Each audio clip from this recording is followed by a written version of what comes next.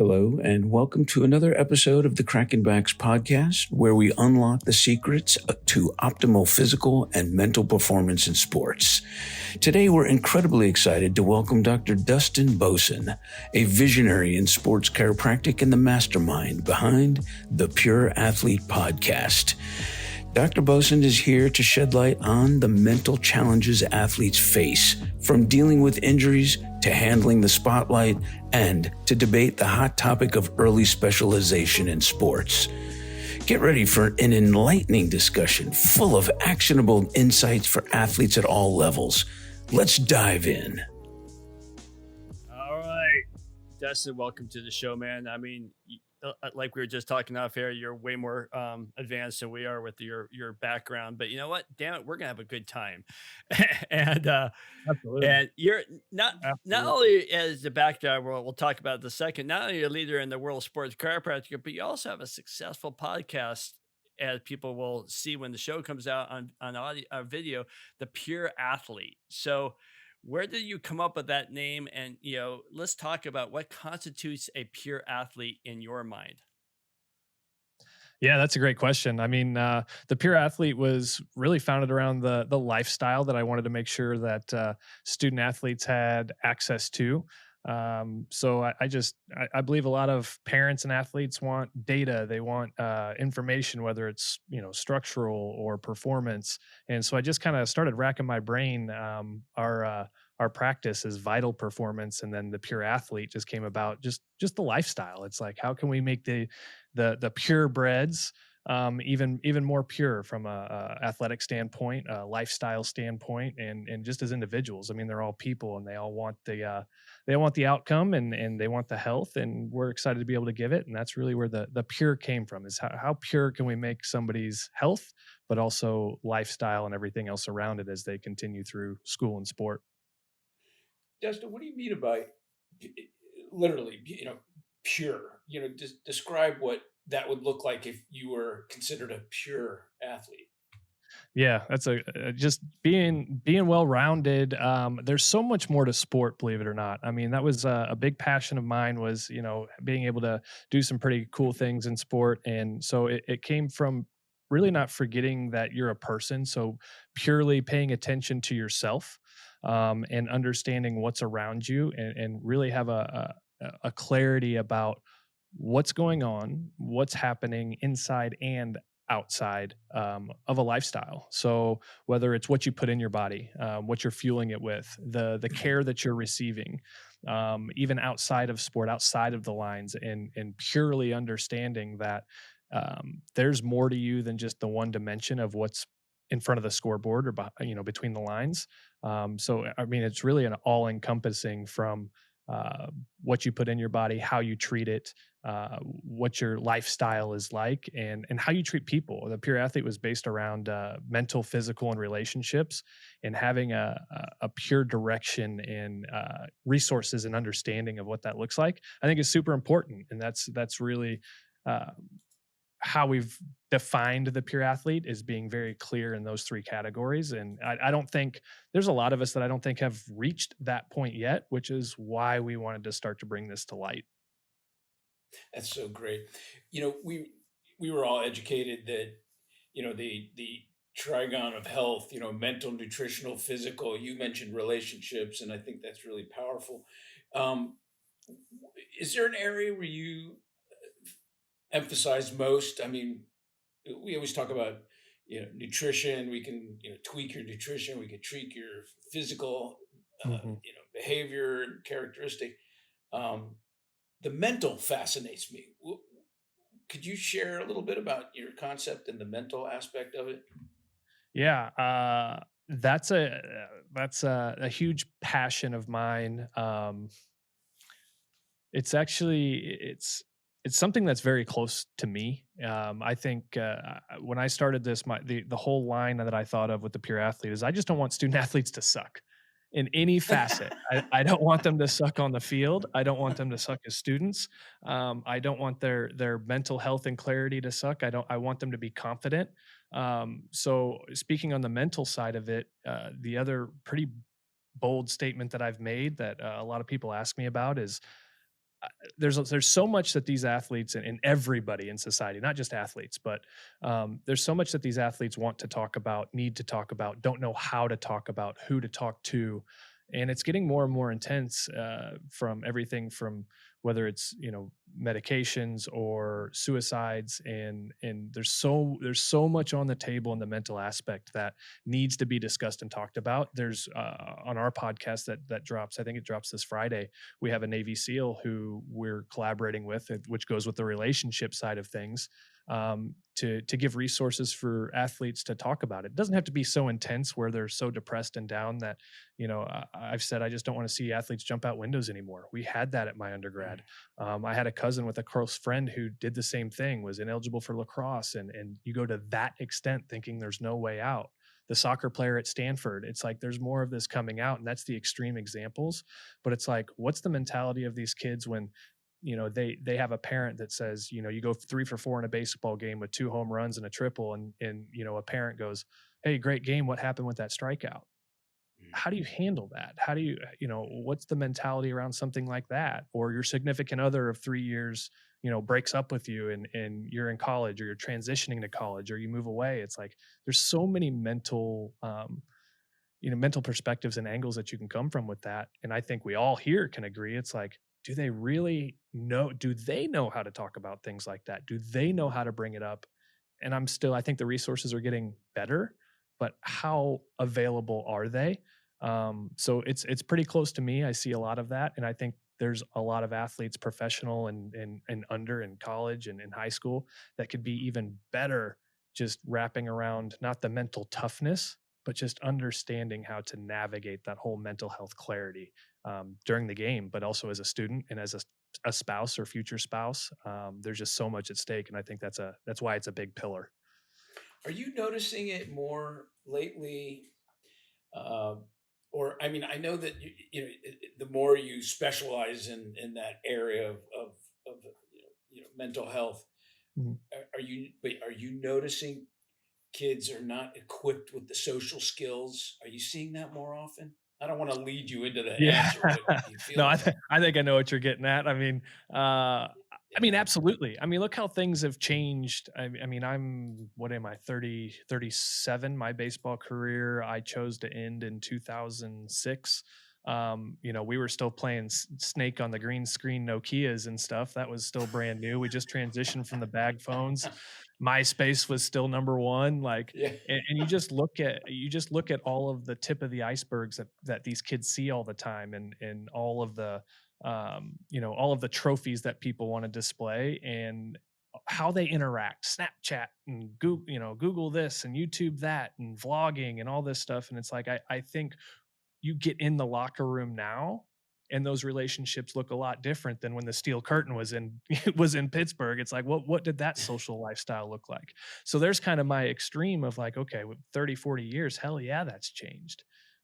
So I think absolutely the social aspect is something that I wouldn't say we need to evolve with necessarily, but maybe getting back to the KISS mentality, and teaching these kids and getting them more aware of what's available, what's to come, because there's a lot of standards that haven't changed when it comes to transitioning from junior high to high school to college to potentially professional. So I think, yes, I mean, I'm seeing a lot of that, and it's probably the number one question of, uh, I think to directly answer that question better, is the one thing I'm hearing the most is, I don't know how to bring it up, which means they don't know how to communicate and they don't know what's available. Yeah. Social skills. Yeah. Are you also? Are you seeing? I don't think people realize how much pressure a student athlete is under compared to what do they call them? NARPs, non-athletic regular people. Yeah. That's what some of my students call it. Yeah. The student that's not an athlete, a NARP. I go, what's a Yeah. NARP, man? So, Yeah. but you know, we see that, and then we see these regular just students that aren't athletes that are Mhm. having terrible social troubles, skills, and they're the ones hurting themselves and suicide and all that. But man, the student athlete, are you seeing that more often too? Yeah, I mean, along those same lines, I think really the social skills. I mean, to wrap up that last question, I think the social skills, being a part of a team or having that avenue is actually great for continuing to develop the social skills. But then the pressure that's put on them. One of the other things we hear is, it's typically when I ask what do you guys want resources around. I said I just had 7 athletes before I jumped on here that we were taking care of. And I'll ask them from time to time, like, if we could talk about one thing, if we were going to make a course or get on stage and talk about something for an hour, what would it be? And it's mental health and time management. And these kids that go transition into college, and even college to professional, it's like, ask how many 30-year-old professionals think they have their time management skills figured out.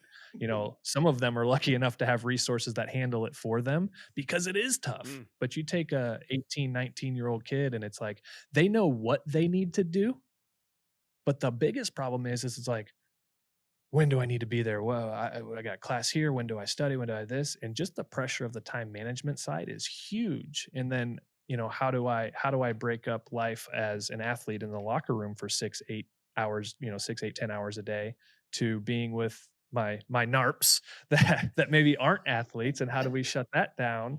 I think there's a lot of pressure between the social side and grades. I mean, time management. It's there's a lot more pressure than people think, and there's a lot of research out there too, showing the polls and some of the data that they've shown, that when you ask student athletes, there's a very high percentage that said they feel like they're behind. They feel like there's more stress in student athletes than there are in the general population of the NARPs, of the students that maybe aren't athletes. So not only is there statistical data on that, but yeah, we're seeing that too. I mean, we're parked in between three not big schools. Lindenwood just went D1, but that are asking the same questions. And with my 2 athletic trainers that help out at local universities, they're saying the same things. They're seeing the same things we're talking about. So it's nice to have that impact, and start to have some of those athletes come here, where we do nights to, one, socially engage them, but hear them out. Like, what are their biggest problems? What are their biggest stressors? Because yeah, I think they're under considerably more stress than people really realize. And not to ramble on, but I think a lot of people kind of take that for granted too, as it's like, oh, well, you're an athlete, suck it up. And sometimes I think that's the most dangerous thing you can say, because they could literally be asking for help or not know they need to. I don't think a lot of athletes think they're above anybody else. I think there's a confidence that they instill in themselves, and that's how they walk. And there should be a little chip on your shoulder. If you don't have one, I don't want you on my team. But I think that could publicly put a lot of pressure on them too, because I think there's a lot of times they're very misunderstood as well. So that's kind of a stereotype we're trying to change. Teach the athlete how to deal with that, how to humble themselves, the relational side of that, but also get the public involved of like, look, we're not trying to make excuses for them at all. We're not going to coddle them, but let's be a little more mindful of what they do have to go through, and the traveling they do, and the studies they have to keep up, and what's put on them. Majority of these athletes are not blue chip athletes making $20 million a year on NILs. They have to get their classwork done. They have to show up. There's a lot of things they need to do, and that's a lot of stress and pressure for sure. There's something you mentioned, a lot of variables, and there's one that you may vouch for, and that is a athlete that's on a losing team, or an athlete that's doing that's not doing well with their athletic abilities, but more so, the idea of if a team is losing their season, and and because you actually also take care of the physical and the nutritional aspect of it. Mhm. So would you happen to see more injuries amongst the losing team?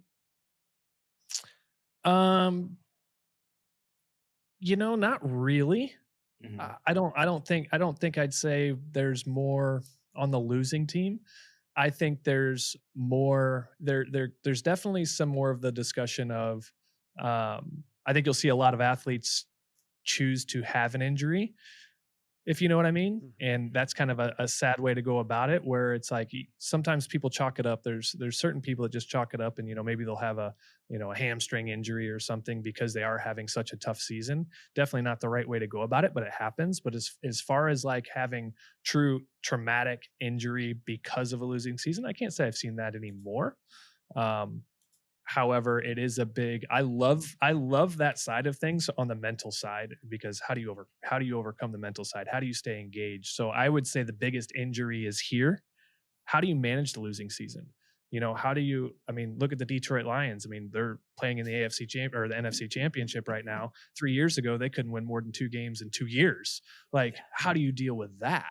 That's probably the biggest injury we see on a losing team, is you got to change the perspective. When we were when we were with the Miami Dolphins and they went 1 win and 16 losses, Yeah. we were surrounded by psychologists coming in. And one of my favorite guys, I go, oh my God, what's going on here? He goes, well, you think about it. They can't even go out. They can't go out to, their nightclubs or movies or dinner without someone, getting in their face, a fan or whatever, like, what's wrong with you guys? So there's a lot of emotional stress that, turns into physical manifestations. This poor Bills kicker. What's that? This poor Bills kicker after last weekend. Right. Holy cow. Yeah. Like, that's, talk about changing a perspective. He should have never been in that scenario, and think of what's his, and he's not guaranteed a kind of a mental health conversation by any means, but do you think that could be involved? Right. Maybe. I always used to tell my kickers, I go, a kicker, you can never lose. So you either are equal to the rest of the players or you're a hero, but the game, you're never the loser. And yet the society would go, that guy lost the game. I go, no, the team lost the game. He just is equal to them, because if you rely on that field goal to win, the team was in the red zone for how many times and they didn't get it in. It's not that he's equal to that. A question I have is something I've seen in the last probably 5 years. I'm gonna hear your perspective on it. You're seeing now, you mentioned the NIL. So now with the NIL coming in, you're not getting these kids drafted out of high school as much, unless they're a 5-star athlete and a 4. 3-star athletes aren't getting they're having to go to JC schools or smaller schools and work their way up. But we're seeing kids transfer their junior year to go to a school that may have a more winning team or a better team. So now you're taking 15-year-olds, 16-year-olds, and they're being moved all over just for the thought process of trying to get them to a better school to hopefully get to a better program. And it's all based on, growth. And so how you seeing that? And then they're getting into a college and they're being transfer portals. So you're never gaining relationships like you used to in the locker room. It's almost like when the Major League Baseball went into, individuals instead of these teams, that you don't start. Very few people like a Kelsey starts a team and then retires with the same team. And now you're seeing it at the high school. So how are you handling the mix of never having relationships, which we all think is super important when it comes to sports? Yeah, I think that it'll be fun to use this as a clip and then look at it even just 5 or 10 years from now, of the players who have some of those big contracts, or the big NIL deals. I think you're going to continue to see that harm them. The one thing that Aaron and I, my athletic trainer, who's really a partner in the Pure Athlete at this point, we talk about all the time, is there's life after sport. And what's the statistics of how many of these even professional athletes? There's a story of Mark Cuban seeing one of his power forwards in the middle of a median asking for money. And he used to play for the Mavericks like years back. So one, I'm afraid with how they're going to be able to manage that. Do they have the right people in their corner? Again, I've got a great friend who we're embarking on how to, he's a great financial advisor, who can help these kids and give them a lot of content on, one, how to manage it if they get it. But on the relational side of things, I think they're going to wish they'd have stuck, not just stuck in stayed in one spot, but I think they would have been more apt to focus on the relationship of how that comes about, no matter where you go, versus how much that depends on where you go. I think it's going to harm a lot of them in the long term if they're concentrating on the wrong thing. Let's just call it what it is. If you want to focus on the money, like, you're going to get what you focus on to an extent, but at the end of the day, money can run out. The way you manage your relationships, that lasts forever. It can. It's up to you to ruin it, and it's up to you not to make it. And I think that's one of the biggest things, and probably the most underrated thing we talk about all the time. Physical, number one; mental, number two; and relationships is probably the most underrated that we start talking about, because the more hands you can shake, you don't know who's in the stands, you don't know who's behind the money, in front of the money. You could take a deal that could have cost you, you could take a $20 million deal now and have that relationship for your 4 years of college, and you could have missed out on the relationship that was standing right next to it, that didn't want to give you the money up front, wanted you to earn it. You could have missed out on $120 million later. Hmm.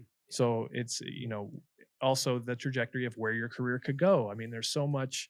I think a lot of people make a quick decision, make a now decision, and sacrifice a big outcome later, potentially. There's a lot of them that works out. That's not standard, but I think a lot of people will take the quick money and then miss out potentially on the big money. But more importantly, they'll pass up the simple relationships and miss out on the big relationships. You talk about leadership a lot and how important that is.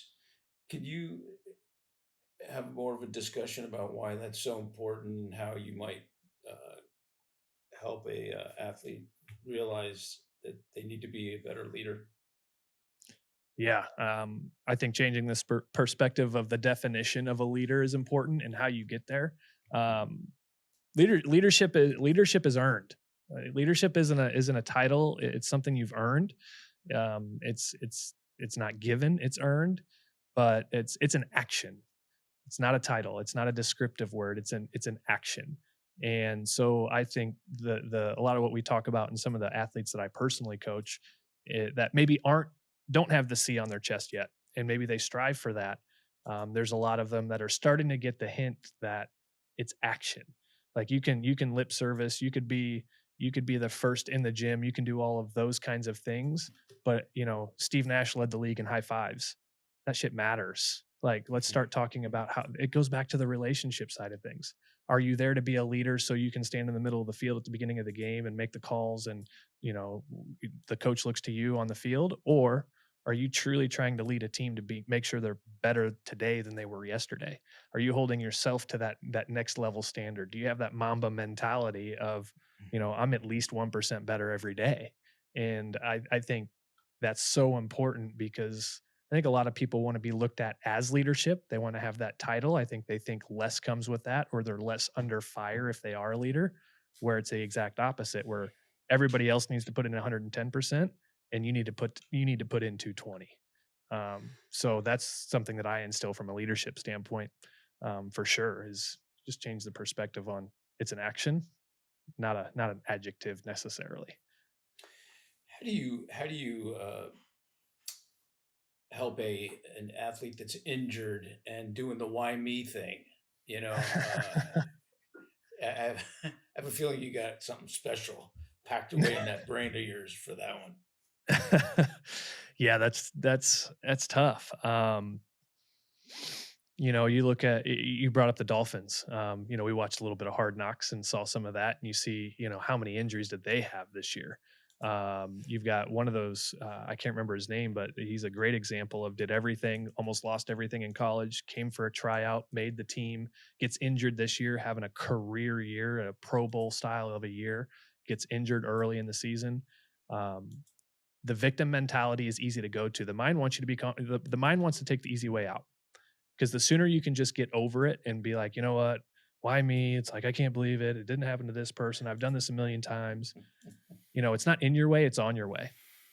Yeah. And, I'm a firm believer that everything does happen for a reason. Right, wrong, or indifferent might not be the most popular statement ever, but it's, if you get knocked down and land on your back, at least you're looking up.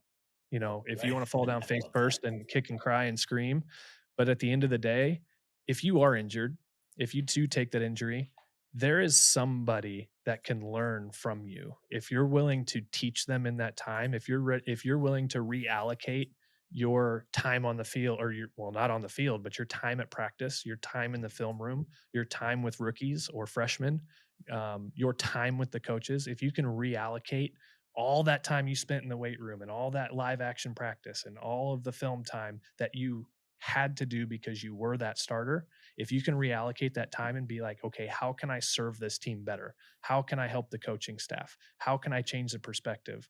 I said something on one of our podcasts recently. If you could coach without saying a word and make a team successful, that's doing something. If we can teach these kids and empower them, now they need a little lip service. They need a pat on the ass, and they need to be told, like, look, it's not the end of the world. They need some of that confidence. They don't need coddled.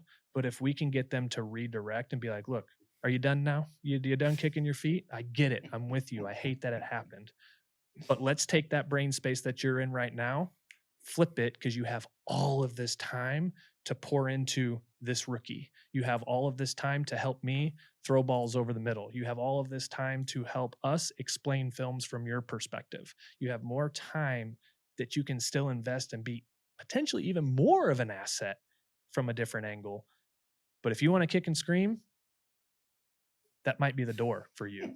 So that's my biggest thing, is just reallocate the time. Unfortunate, yes, but you can see your way out the door if you want to play the victim card. Not always easy, but how much of that is talked about? How much of that is coached on? And I think there's probably a fair amount. I'm sure I'm not the first one to say something like that, but it's like, how prevalent is that? Because I think that's a great question. And we love talking about that. The mental side of thing, I'm not a sports psychologist, don't claim to be.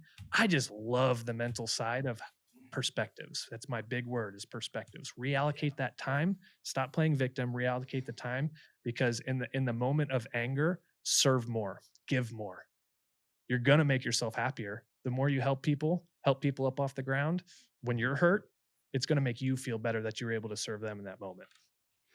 Dustin, you are the epitome of what I share with my interns all the time. Is a physician is meant to inspire their patients. You have to be a motivator. And it's easy to be that way when you got the rest of the medical profession being so dismal and Yeah. having poor social skills, and they'll diagnose you with zero affect, and you're like, oh my God, I'm gonna die, you know. Yeah. So how do you how do you Yeah. and I want to recognize that in you, and I think that's fantastic. How do you approach a patient that maybe a new patient, or maybe an old patient, or a new patient that has a fresh injury, and what do you ask them? How do you draw this mood out of them? Well, right, wrong, or indifferent. Honestly, I try to get to the bottom of the barrel very quickly. And I kind of take that from myself. My wife and I, my wife Erica and I, we've always had a great relationship, and it's based on communication, much like it is with clients here. But I tell her all the time, I told her very early when she's like, "Why are you being like this?" I was like, "I've got to get all the way to the bottom before I climb back out." She's like, "Well, that's a long way to go," and I was like, "But the ladder's tall. Just let me get to the bottom, and I'll climb back out." And the reason I say that is because sometimes you have to exhaust, like, the kicking and screaming. Like, go ahead, harder, harder, like harder. Let's go. Keep screaming. But sometimes people need to realize they need to cap out at everything that is wrong, because then what's left? It's like, well, what if this doesn't work? Because they get to such a point and you get rid of the emotion. Like, as soon as they're done finding every reason that's wrong or bad, or that, they told me I needed a neck replacement at 35 when I was 12. It's like, okay, let's get past all of that. You done now? Because now there's only one way to go, is up. And it turns into, well, what if this wasn't work? What if this doesn't work? To, that's fine. I love arm crossers. What if it does? Then what? So I let them go all the way down to the bottom of the barrel, and I'll provoke them. And sometimes I'll be like, Dr. Terry, let me just tell you right now, we're going to go all the way to the bottom of this barrel, and I'm going to provoke you until you're done. So let's do it. It won't Tell take me long. everything that's wrong with that knee. I don't even need a snorkel. No, for that I'm one. not that deep, so it won't take long. You can get a step ladder and get out of me. So, But So, I love yeah, that avenue, because then you just exhaust all of the bad options, and also the people who want out and that are invested in themselves. I told people when I had my family practice and we saw 400 plus visits a week, and I loved that. I loved it. But I've always said, if you're willing to invest in yourself, I'm willing to help.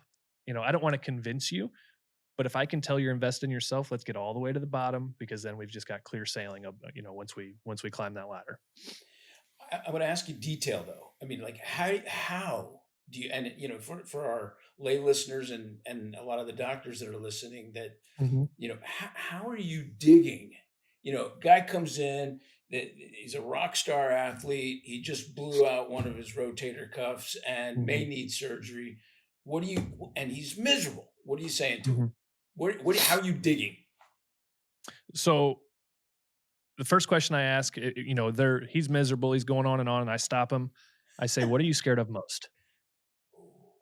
What are you scared of most? What's the biggest thing this issue?" "Well, I can't throw the ball." That ain't it.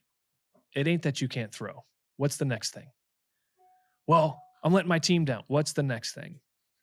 So I Nice. figure out what are they scared of most, and a lot of times it comes to family, or it comes to self image.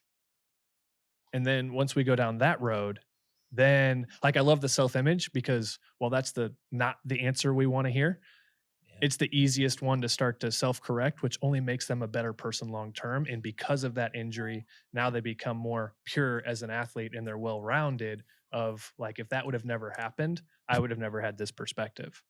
Um, if it's a family providing thing, well, then again, we just change the perspective. But I figure out what they're most scared of in an injury like that, and then transition from there because they're willing to do the work. I mean, if you're any sort of athlete, it's like the work is required, it's necessary, and they're willing to do it.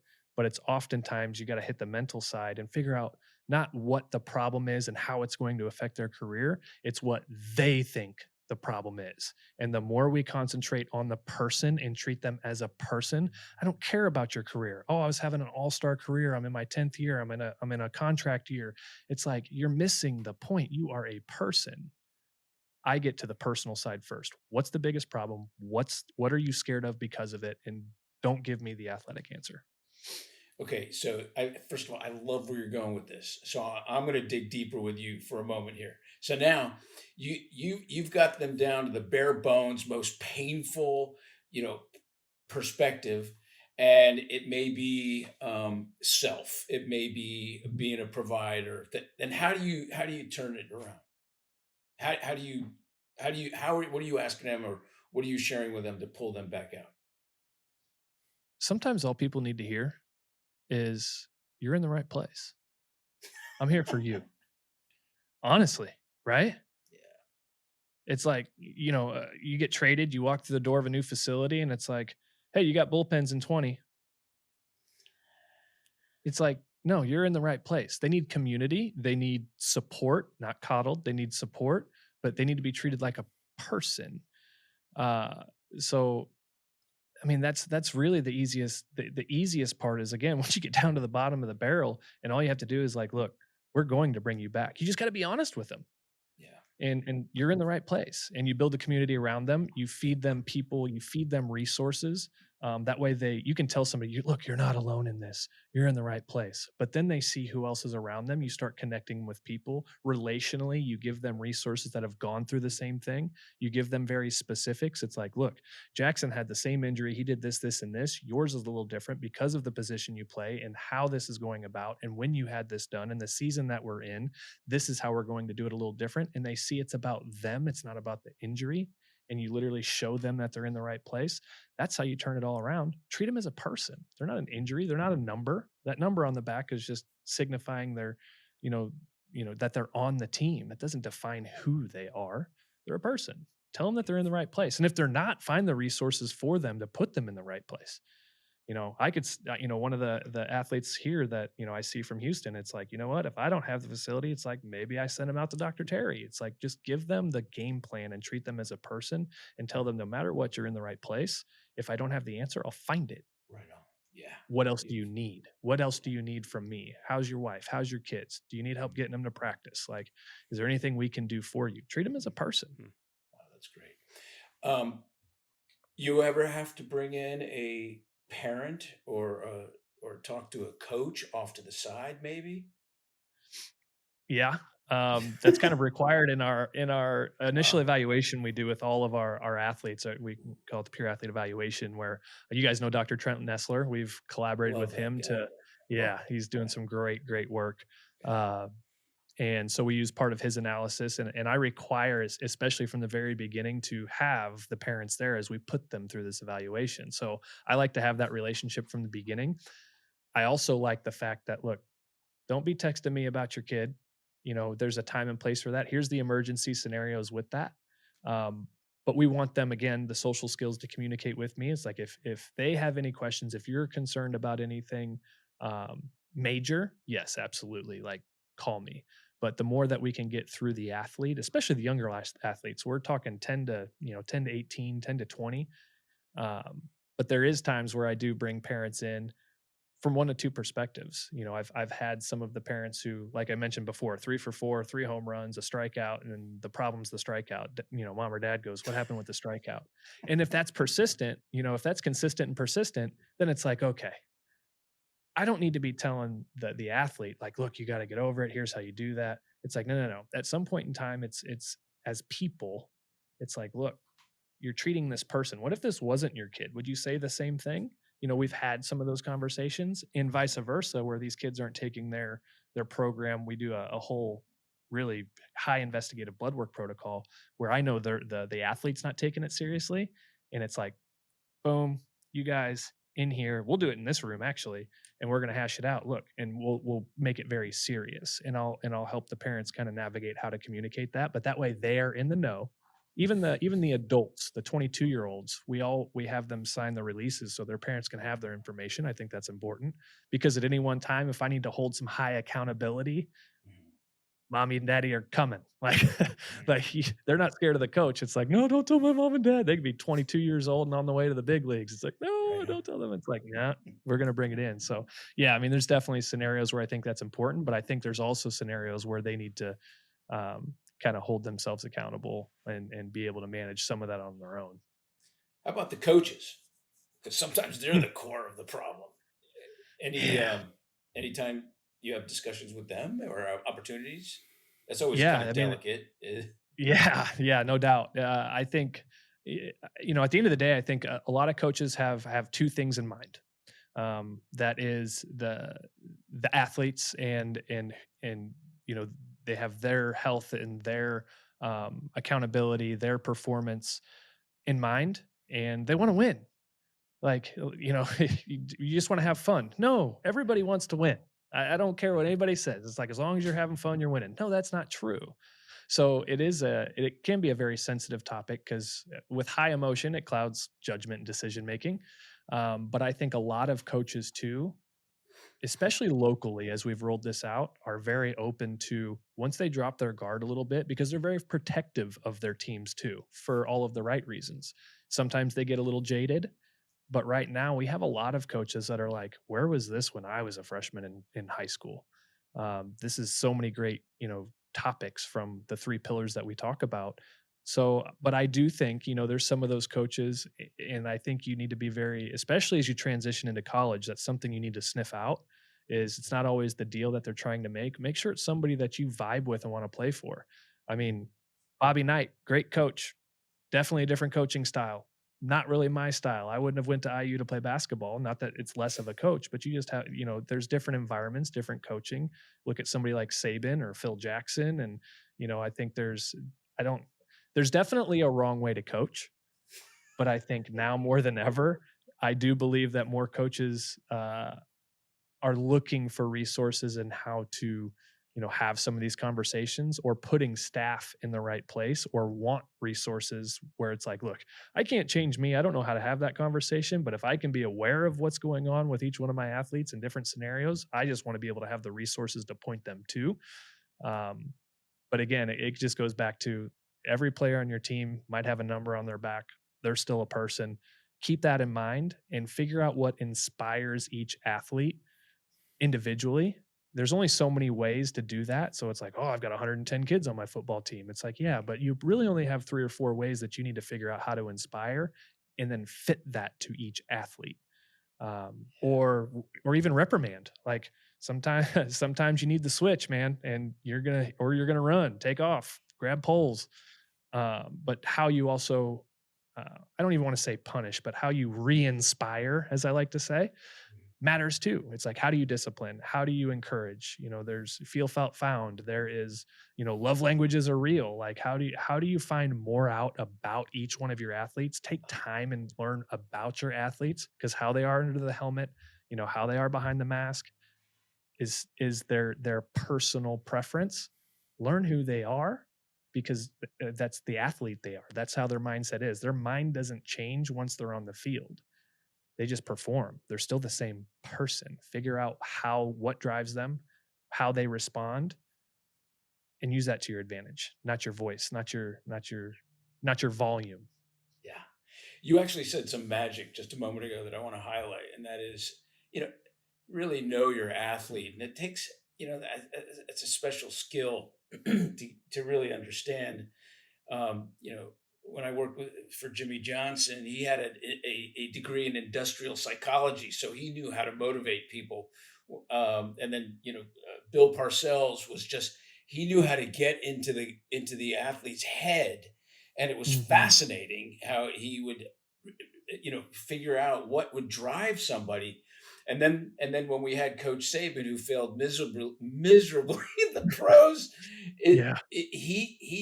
he ran an operation out of fear and oppression, and it was a blanketed approach to everyone. And it was just fascinating how, when we were doing bad, people said, "Screw him, we're not supporting him." And so, what you said is the jewelry of understanding, your athlete and what drives him. But it takes a skill, and it's personal. Do you? I want to transition a little bit from the mental side and ask you more about physical stuff, because that is obviously your first specialty. And talk to me about specialization in sports, and how we're seeing athletes that are a one sport perennial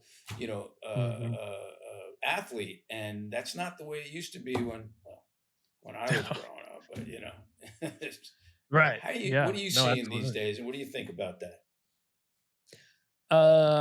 Well, I think, I'm not a big fan of diversity of a portfolio necessarily when it comes to athletes. I shouldn't say I'm not a fan. If it had a scoreboard, I played it. I was in everything from a race car behind a golf club. I was a big baseball guy. That was my thing. I played a lot of football. So it's like, if it had a scoreboard, I played it. And I think there's a lot of value to that, because you want to talk about the neurology and the development centers of the brain. And, people like to talk about muscle memory. It's like, newsflash, muscles don't have brains. There's no memory. It's a learned pattern. It's a skill. Like, it's reproducibility based on a cortical center. Like, you're literally building connections to be able to do a skill. And, even like, I never really got to finish my hockey career when I moved from LA to St. Louis when I was very young, but I played hockey even when I was younger, and I didn't get to do that. But now my boys are playing hockey, so I'll tell this as a story. I think it's very important to have some sort of diversity in what you play. You don't have to play all of the things, but you can also strategically, like, kids are, if they love sports, they're going to love multiple sports. They're going to enjoy playing sports and competing. Now, I think you can have some strategy and teach them a little bit of strategy. And even as a parent, don't push them to play what you want them to play, but have a little bit of strategy where it's like, okay, you can think of golf, hockey, soccer are three great sports to pair together. The golf swing and the hockey, slap shot and hockey is kind of the same on the same plane. You have the footwork that it takes. So now you've got soccer. Typically they can be in 3 different seasons. Now everything seems like it's year round anymore, but now you've got potentially 3 different seasons with 3 different sports, and the coordination abilities and the learned patterns of how you move and hand-eye coordination, a puck or a wrist shot, to how you release the hands in a golf swing, to the footwork playing soccer and juggling the ball. You see all those guys in the outside the locker room, juggling balls before a hockey game. I think it's very important, just developmentally, to play multiple sports, to pack your schedule and play as many sports as possible. No, at the beginning, introduce them to sport in general. teach them how to carry themselves through competition and how to lose better very quickly. I always tell people I hate losing more than I like winning. That's not the greatest mindset to have. So figure out how they are as a competitor and figure out what they take to, and then compile that. I truly think, I haven't heard this before, but I truly think you can be very strategic if you wanted to be, because we all only have so much time. We'd love to do whatever our kids want to do as they're growing up and give them the world and be at 16 different places at 16 different times, or the 16 different places at the same time. But I think you can be strategic too. And I think there's a lot of value to having multiple sports being played throughout, your 8, 10, 12, 16-year-old days. And then you can start to narrow down after that. So I wouldn't say throw all your eggs in one basket. I had a lot of people say I should have continued my football career to Wisconsin. Didn't. I have no regrets, but the availability and what that gave me just mentally, and what sport was about and how I could apply different visions differently into different sports. It's like I was a catcher. So behind a catcher's mask, sitting back behind the plate, and that vision that I had going over the middle to catch a football, just literally vision wise and seeing the field and who is out there, and how my guys were responding to certain plays, the coordination of, glove hand going from one hand to two hands. And there's just so much that's advantageous to playing multiple sports. I do believe it's super important, but I think you can be strategic. You don't need to play necessarily 8 or 9 unless you want to. If you have that capacity, do it. There's nothing wrong with that, but you can be strategic with a few for sure. So you have a patient.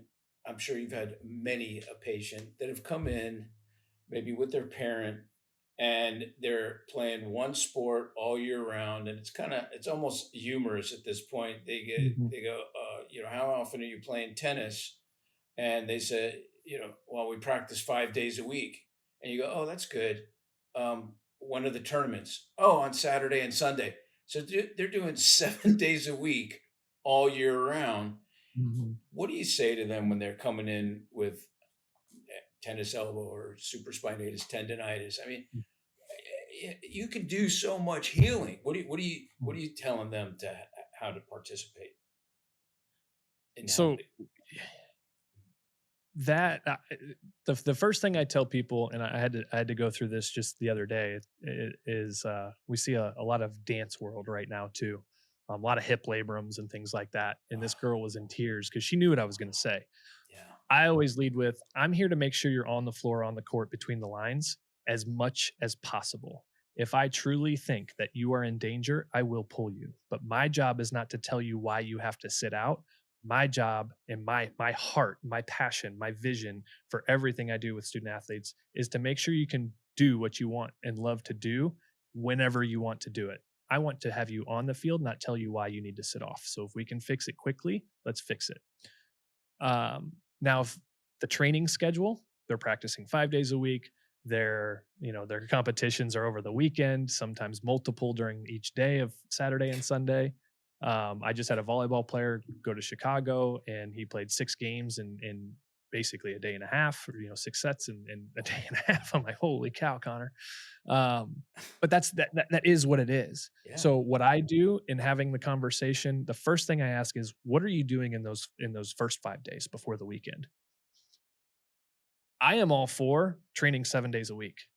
And that can be a different conversation because there's consistency in that. Mhm.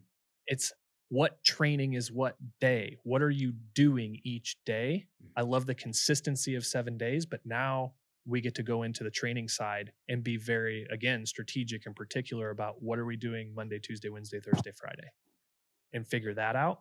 The injury side of things, there's a time for rest. Again, the 7 days doesn't mean you're 12 hours a day training, but there's so much more on the nutritional side. There's so much in the technology and some of the things that we use here to be able to bring people back from that.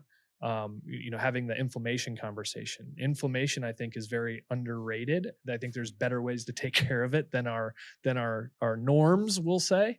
But it makes the longer inflammation's in a certain area, it only makes the tissues more brittle. So how can we train accordingly to still get that consistency, if possible, as long as it's not like a tear? We're having tendonitis, not full thickness tears.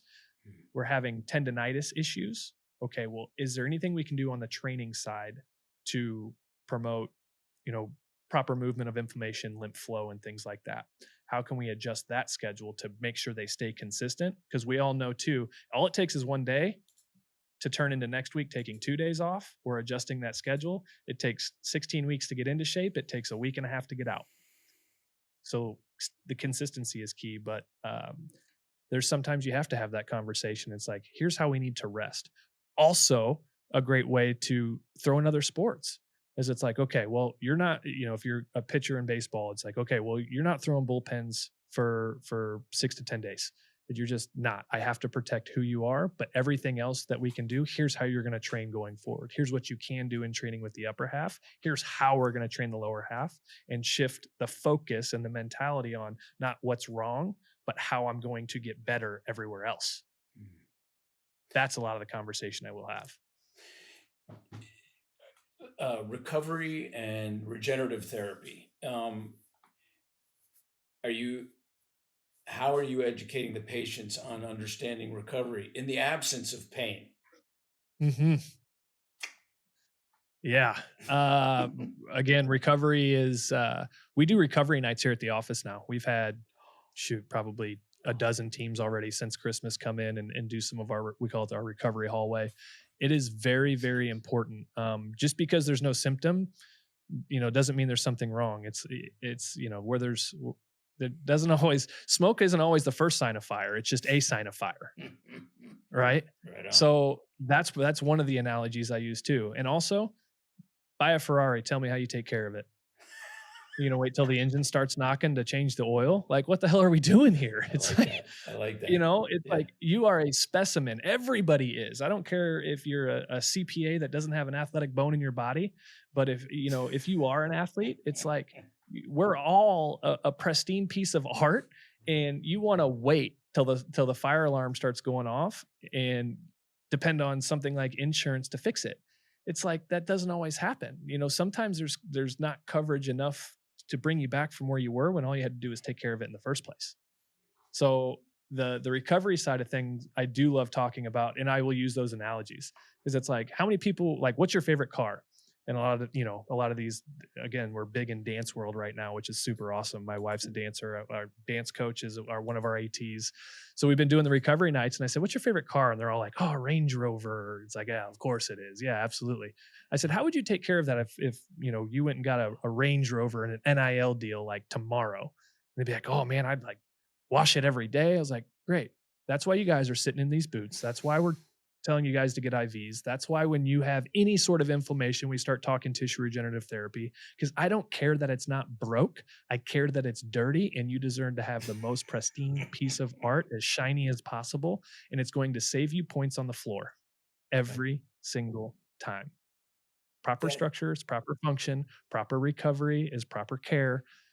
It's, what's one of the analogies is, proper preparation prevents piss poor performance. Yeah. Like, when are we going to start being creative and stop being reactive? Right. We all want to take care of ourselves when it hurts, when it sucks, when we're sick, when a lot of that can really be handled on the front end. That's great. That's where I usually say success is where preparation meets opportunity, and that's great. So I like that. I can tell you something. I just learned something from you that is absolutely fantastic. Instead of telling the patient, you're a Ferrari, you need maintenance, you need to, if you're a race car, they go to the pit, they take pit stops, to make sure everything's fine.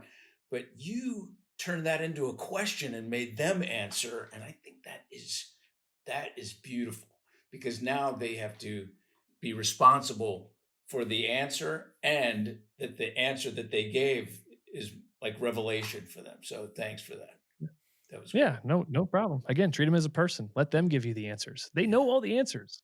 Like, we are all so smart. And I tell that to all my athletes. I was like, I don't care if you're 10 years old, you're smart. What do you think you should do? What is your favorite car? What is your favorite color? What are your favorite cleats? Okay. Then let's just figure out how to get you what you want and make sure we're doing it properly. That's Dustin, wait. Oh, sorry. Go ahead. That's why I chose a Yugo, because it doesn't take that much to keep it on the road. Do they even make Yugos anymore? All right, Yeah, a Honda yeah, Accord. Yeah, you better watch that Pinto you have The out in the Pinto, garage right? there. It's just Yeah. super simple. I'm not sure I'd want anything different on the 101 freeway out there anyway. You know what? That's why we play bumper cars out there. It's Oh my God. they run from when you have a dented car, they run from you. It's like, forget the pristine stuff. Let's just go easy. Yeah. Hey, Dustin, Yeah, I'm see going to that ask you. that could be your recovery conversation altogether. Why don't Yeah. you drive the Mercedes that you have at home? Because I'm going down the 101. Right? This is a recovery time. I'm not trying to fix it. I know what's going to happen. Totally. Oh my Right. God, That's right. funny. Dustin, I want to before we enter our rapid fire questions, I want to ask you what drives you, man. What personally motivates you to do what you do? Uh, changing the stereotype of very misconceived things that are worth doing. Like what? Like chiropractic. Like, providing resources that should have been provided a long time ago, fighting for people who are worth fighting for, and more importantly, fighting for people that need to feel that need to feel that they are worth fighting for. I think this is more than just athletes for me. H- I think How does truly, that? be the change you want to see in the world. Mhm. I think a lot of us need to have more self-worth, more confidence, more resources, more things to trust. That's the biggest thing I'm finding is people don't know where to go and who to trust. So I think it's for me that what drives me is that everybody deserves an opportunity to have their question answered and to know what's available, not be provoked and emotionally manipulated to make a decision that maybe they don't want to make. Honestly, that's why we took chiropractic out of the name of our practice a couple years ago. I consider myself very principled in chiropractic as far as the adjustment's concerned. If I was going to do one thing, I would adjust, and that would be it. But I don't want to be so naive that there's not other great things to get people farther faster. But we took chiropractic out of the name because of the stereotype. So when people ask, I didn't know you were a chiropractor, I said, good, because this is what this looks like. And so, even on athletic care, in dance world and gymnastics world, we just had Lindenwood here just cut a bunch of sports, and two of them being our artistic athletes, as we like to call them. And it's like, providing resources for them. It's like there's still a lot of those teams that aren't NCAA approved or haven't been given that opportunity, that have even less resources, that are winning championships at a different division that should be D1. And it's like changing the stereotype of just because they're artistic athletes and it doesn't look like, sweat on the floor, a lot of contact, and, big scoreboards and huge stadiums. It's like they're still athletes. Let's change the stereotype of who gets what and why. And that's really what drives me is if I can create a ripple. Like I like to fly under the radar. I joke with my older brother or my younger brother. He's very much high flying, I will stand in the spotlight. Where if I can just create a ripple and be on the front end of something like this, like, I love doing this stuff. I love doing the podcast. If it was somebody else, if it was Erin in here talking to you guys, I know that I've had an impact on her, that she would be well equipped to get the point across just like I would. So I don't need to be the spotlight. I just need to create a ripple to give people just a clarity of mind that there are resources out there, remove the stereotypes of them, and let them make a logical decision, not an emotional decision. And that's really what does it for me. I'm just happen to do it in the athletic world, but it translates across everybody. Thanks. That's cool. All right, you ready for 5 rapid fire questions? Got it. All right, man. Let's do it. Here we go. Now, a little bit of criteria for you. You got to Okay. answer, brevity is brilliant. You got to answer in a succinct manner, but damn it, we always get caught up in asking you I questions like how he based on led your. with that. He's like, "You've been so long-winded this whole time. I've got to put the choke collar on him here a little." I say this on everybody. No, this is fantastic. No, it's going to I be a appreciate it. stretch, but it'll be good. All right. So now, question number 1. Are you ready, Dustin? You ready? Yeah, Okay. speak less, say more. Speak less, say more. Got it. No. It's all right, man. Would you rather tie the game and ensure going into overtime, or risk it all and go for the win? Tie the game. It's Interesting. more than me. We just need an opportunity. It's bigger than me. I'm not going to pass up a great shot. I'm not going to pass up a hanging curveball, but my intention is to have an opportunity. Nice. I don't need to be the hero. All right. Question number 2.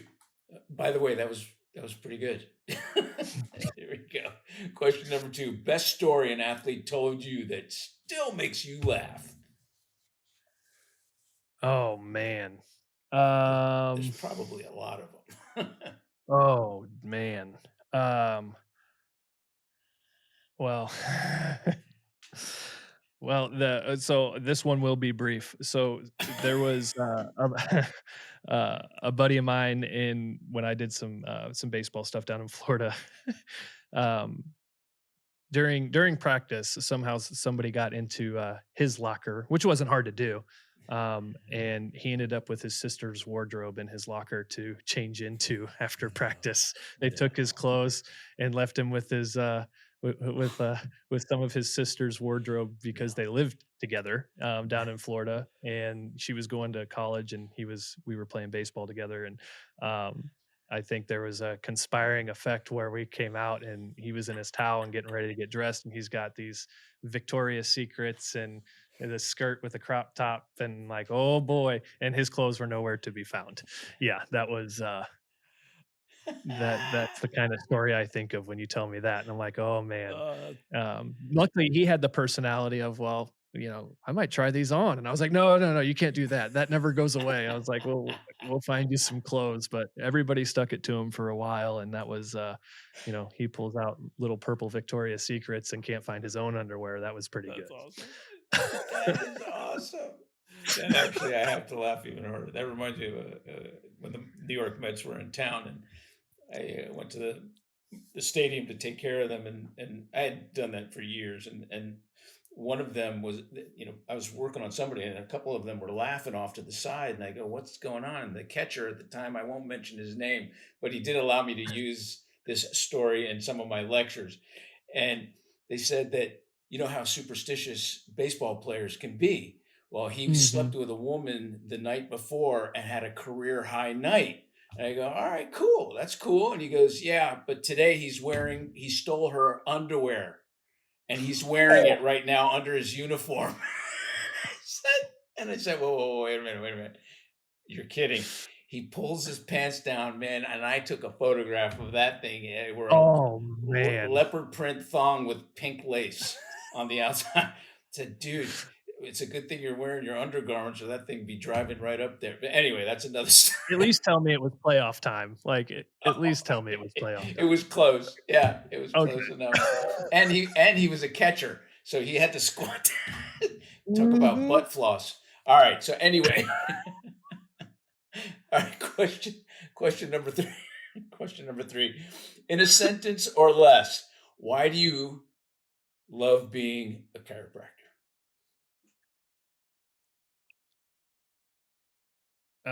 I mean, with what I've learned in almost 10 years of practice right now, I just want to be a resource. I tell people I'm smarter than I look. I just want to be a resource. If I don't have the answer, we'll find it. Some of them say, "Oh, thank God." Um, but the quick answer is, why do I love to be a chiropractor? Is I just want to be a resource. And the second sentence to that is, with everything we know, with what we do, what we can provide, and how we think. I think a lot of us do a great job of thinking very um, critically and outside of the box. There's so many things we can provide to prevent um, piss poor production, piss poor performance, honestly. So I love to be a resource from a different angle. That's great, man. Question number 4. Best health tip you tell your patients that it may be something that you repeat often or unique for you. Health tip. Mm.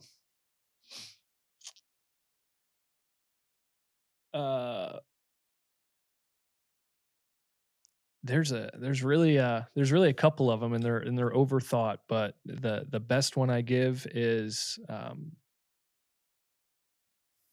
somebody's depending on you to be your best.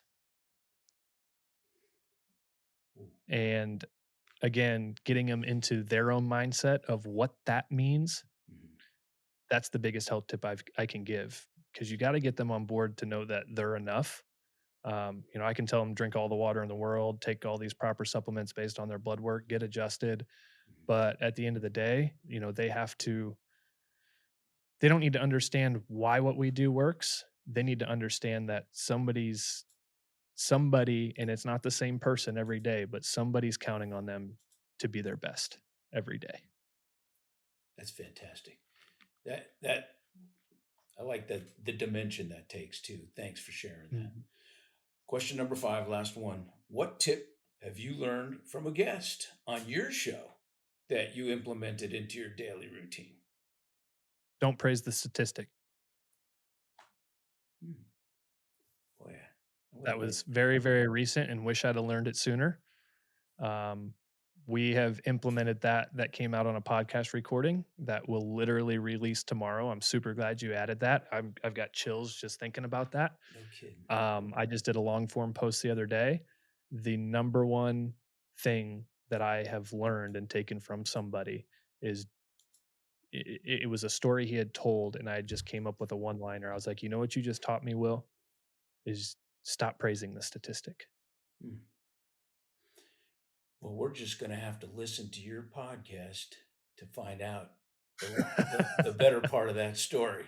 That is fantastic, because I don't want you to reveal too much, because we need to tune into that one. I was waiting for either the carrot or if you were going to dive into it, but I was. But I said, you know what? Let's be fair. I'm going to have people get motivated to listen to your podcast to get more of the juice out of that one. Absolutely. In fact, we're going to close on that note, and I want everybody listening to the show to tune into the Pure Athlete and listen to this podcast, listen and support this endeavor that we have Dustin's doing, and leave in our comment section on our show what the answer to that last question is. And to prove that you actually listened to the show. So I think that'd be an awesome way to find out what the statistics, what he meant by that. So leave that in the comment section of our show. Dustin, thank you so much for taking the time out of your busy schedule. You guys. And being part of thank you guys. I really appreciate it. I love what you guys are doing. It's such an awesome time meeting you guys out in Vegas too. And hopefully we can do anytime you need to fill in an episode, I'd be happy to be on with you guys. I love what you guys are doing. Awesome. So thank you again. Very humble. Awesome. Thanks, pal. Appreciate it. All right, buddy. You have a good one. Thanks. Keep doing what you're doing and keep helping those and keep putting chiropractic in a better light than it was before you got here. Guaranteed, buddy. Thank you guys. All right, man. Thank you for listening to today's episode of the Crackin' Backs podcast. We hope you enjoyed it. Make sure you follow us on Instagram at Crackin' Backs Podcast. Catch new episodes every Monday. See you next time.